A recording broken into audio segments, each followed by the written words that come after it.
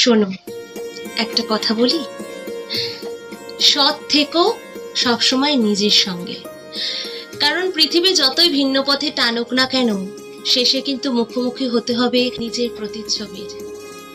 মানুষকে ফাঁকি দেওয়া খুব সহজ, কিন্তু নিজেকে একদমই নয়।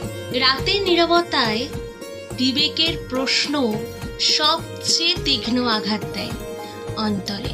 সব কিছুর থেকে পালিয়ে যাওয়া সম্ভব, কিন্তু নিজের বিবেকের থেকে কখনোই কেউ পালাতে পারে না।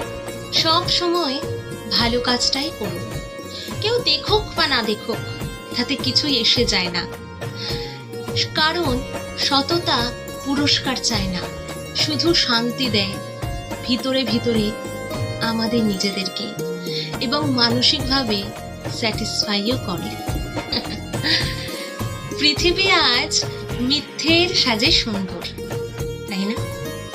কিন্তু একটা জিনিস লক্ষ্য করে দেখবেন, তবুও সত্য মানুষটাই শেষে কিন্তু সম্মানের আসনে মাথা উঁচু করে বসে থাকে। কি অদ্ভুত মজার ব্যাপার, তাই তো? তাই সব সময় সৎ থাকুন নিজের কাছে। কারণ দিন শেষে যদি আপনি নিজেকে নিজেই ছোট মনে করেন, তাহলে আপনার বড় বড় অর্জনও অর্থহীন হয়ে যায়।